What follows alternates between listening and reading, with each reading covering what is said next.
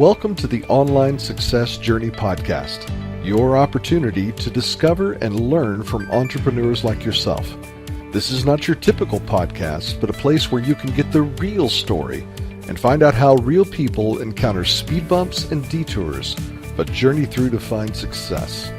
Now here's your host for the Online Success Journey Podcast, Patience. Hello everyone and welcome to Online Success Journey. This is episode 188. Are you ready to join the clan? Today we have Kim Speed, a brand visibility expert, a speaker, a trainer, and Amazon best-selling author branding on a shoestring. She has worked as a graphic designer, art director, and a creative director during her years in the corporate world and has had the pleasure to work with a variety of clients including Rabati, TD Bank, Canadian Tire, Air Miles, etc.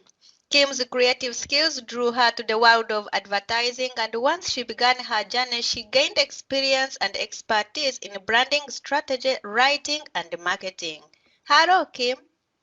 Hi, Patience. How are you?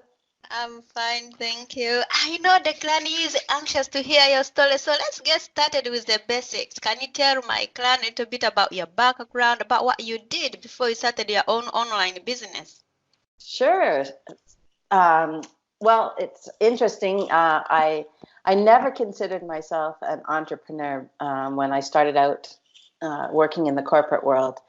So I started out as a graphic designer. I came right out of art school and I started working in advertising agencies, and I worked my way through the ranks and gained all the knowledge that I could to learn how to help people promote their brands, companies. And I worked from graphic designer all the way up to creative director. I had a team of almost 20 people. We had such a great time. It was a lot of fun.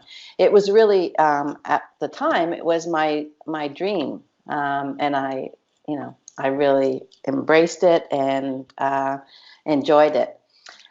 And then one day, at the last agency that I was working at, we lost a huge client, and so there had to be some layoffs, and I found myself without a job.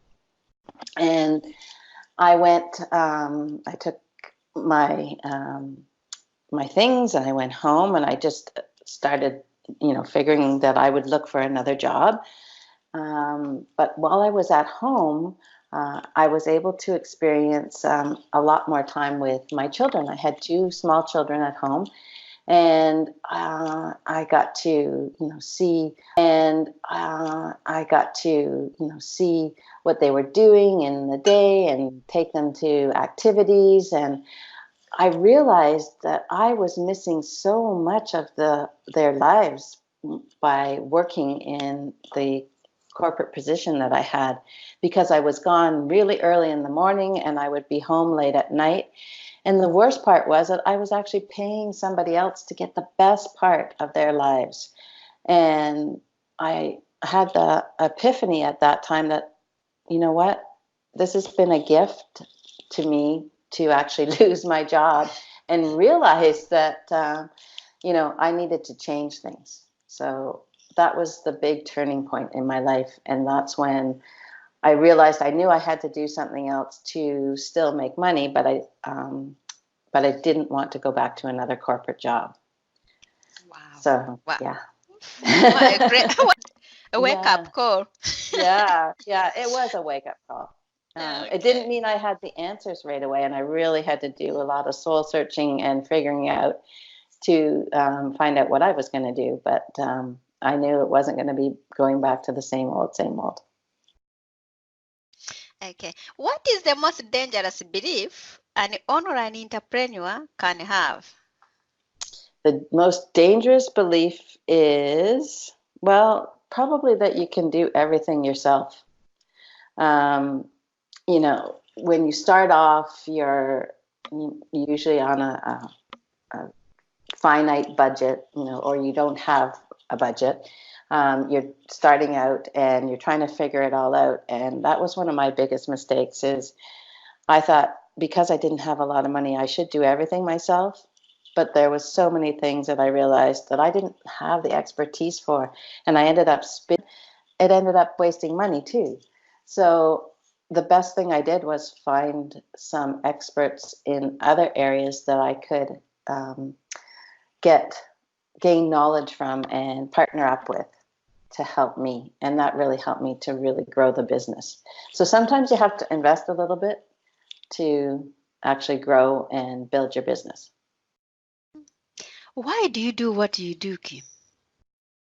Why do I do it? Because I just love it. I just love working with other entrepreneurs and small business owners and helping them to build their brand so that they have something that feels authentic to them and is actually attracting the right people so that their business grows. I love seeing their success because their success is my success too, and it makes me so happy.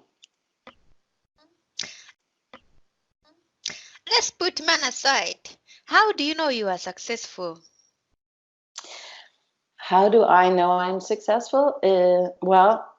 Success isn't based on necessarily financial for me, or at least not everything is financial for me.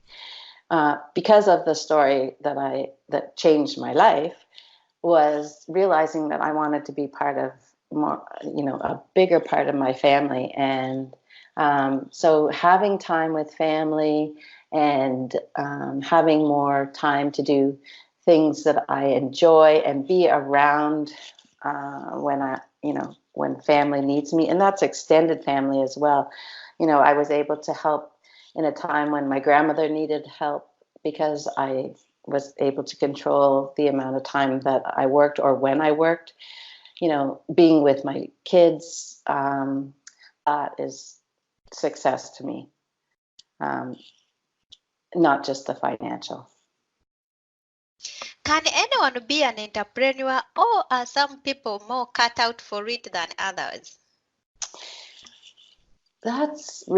I think that anybody can be an entrepreneur if they really want to be, but you have to really want it because it's not an easy road.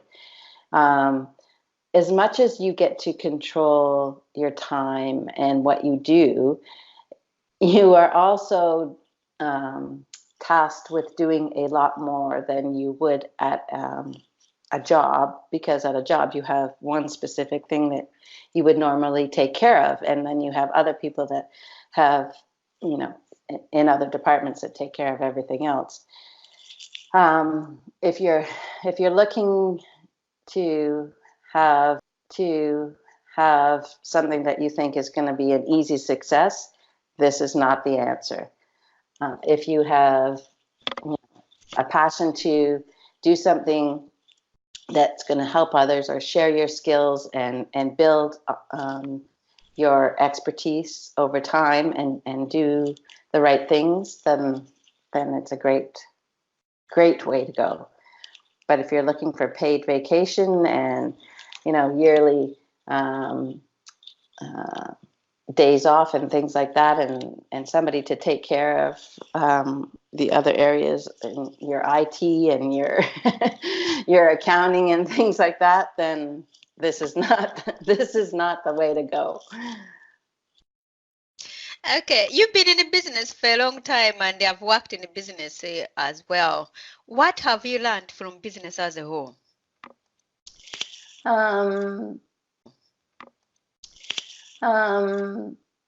Well, I'd go back to you should do what you are really good at, and then get other people to help you that are good at what they do. So you have an expertise, and then you're not good at everything, and realize what you're not good at and find the people that you need to partner up with so that your business is more successful.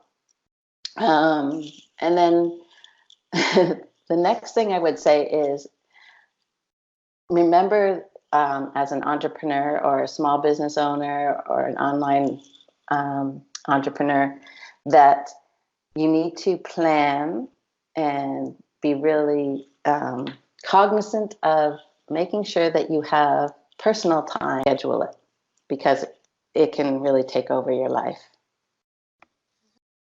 Why is your brand so important to your business?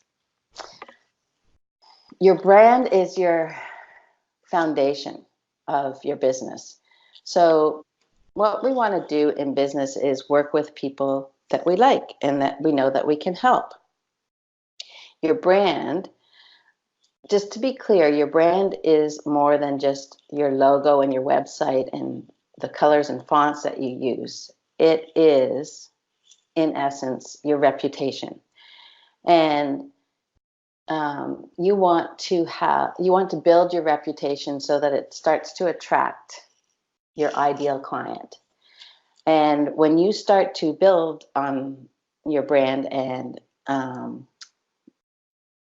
make people understand who you are and what you stand for, it starts to draw those people. And who you are and what you stand for, it starts to draw those people to you, and that will have you working with the right people, and it will help you build your business because you're doing what you do really well, and you're getting success for your clients, and they're happy, and then they start to refer your business, and your business starts to grow. But it all starts with knowing that you're actually being true to who you are and not trying to pretend that you're somebody you're not. How can a small business create a powerful brand presence? Well, you must start with knowing who you are and who you want to be, and really understanding the values of your business. Why are you doing what you do? And knowing exactly what it is that you offer that people are going to want. So solving somebody's problem. But to know that you're solving somebody's problem is to actually know who that ideal client is. So you need to know who you are, and you need to know who your ideal client is. And I don't mean just their demographics, their age, whether they're men or women. I mean getting into their heads and finding out what are they worried about, what's keeping them up at night, what problems are they having, what goals do they have, and where do they want, where is it that you can actually help them. So what are those things that you know about them and that you can go in and solve for them, and then finding your position in your market. Okay. When you started, you talked about you have to learn, you have to get other people help you. In your business, have you ever had a mentor or a coach? I've had more than one mentor, and I truly believe that a coach, a mentor, advisor was the key to my success, and it's what turned things around for me. There was a point where I was trying to do everything myself because I was thinking, I don't have a budget yet. But it almost took me down because, I was spinning my wheels, and I was, I'd go out and I'd get business, and then I'd work on that business, and then I'd have to, start all over again and go out. There was no safety in my financial progress because I didn't know what was happening next until I did it. I had to actually go and get on board with a coach, and that is when somebody who had some business sense, which I thought that I knew lots because I worked in the corporate world, but I actually went to somebody who helped me figure out how to put my business together so that I wasn't always, felt like I was on a hamster wheel, struggling to get clients and then get paid and do it all over again. What is the most valuable thing your mentor has told you? Oh my goodness, there's so many things. Oh, you know what? Look at your numbers. Your numbers. Look at your numbers. I have to say that, being a brand strategist and a creative person, numbers have never been I've never really enjoyed them, and I never spent time with them. And it wasn't until I had a coach, a business mentor, that actually sat me down and said, there's, a reason why we look at these numbers, and helped me understand it. And that really helped me figure out the business better. What grounds you? What grounds me? Well, my family. My family grounds me. It's the whole reason I do what I do. Yeah, my kids, my husband, my parents. Yeah, that's who grounds me. Oh, well, that I won a Guinness World Record with my team for the largest scratch and win ticket. Wow. Yeah. Yeah. That's a surprise. Yeah, that was kind of fun. That was a long time ago in your teens, or?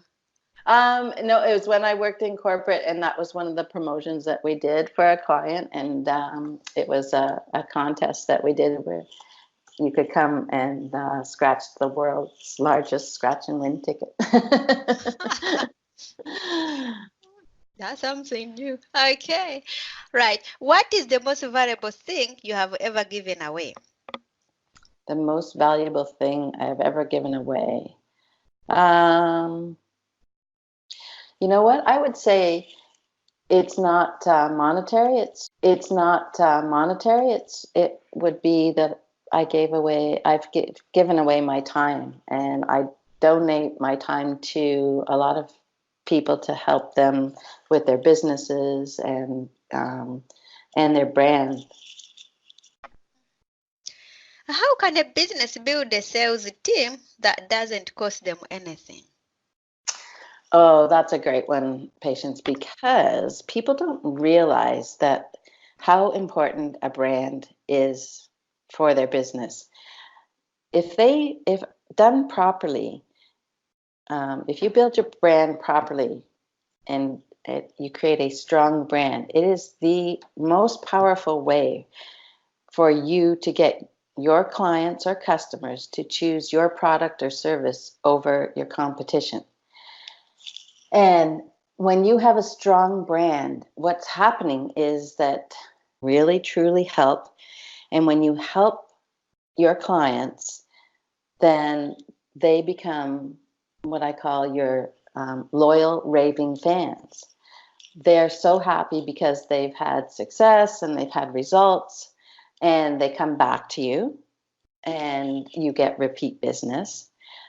But one of the best things about that, because you've done really well connecting your brand with the right people, is that they now are out there and they are talking you up, and they have become your sales team and referring your business to other people. So if you do it properly and you build a really truly authentic brand, then your clients are going to be your sales team.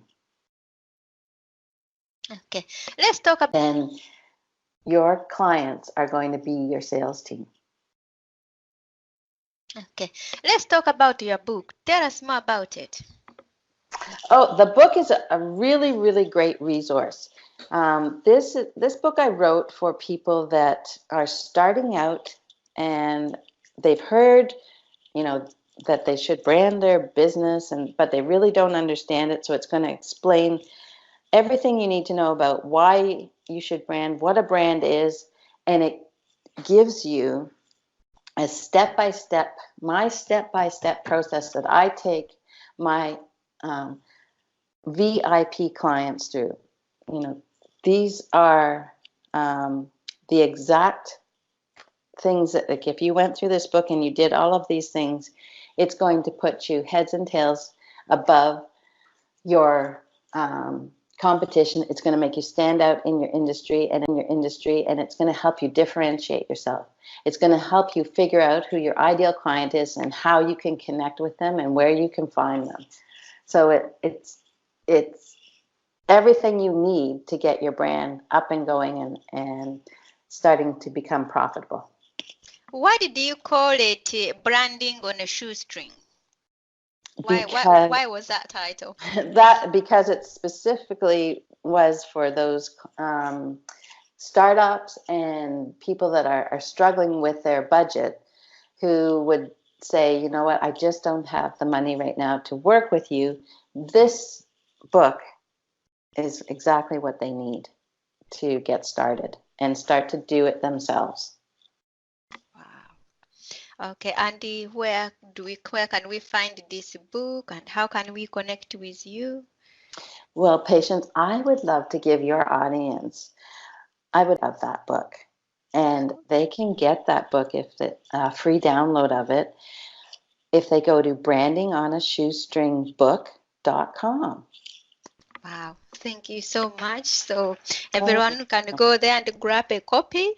And then if we want to talk to you, we want to know more, how can we reach you?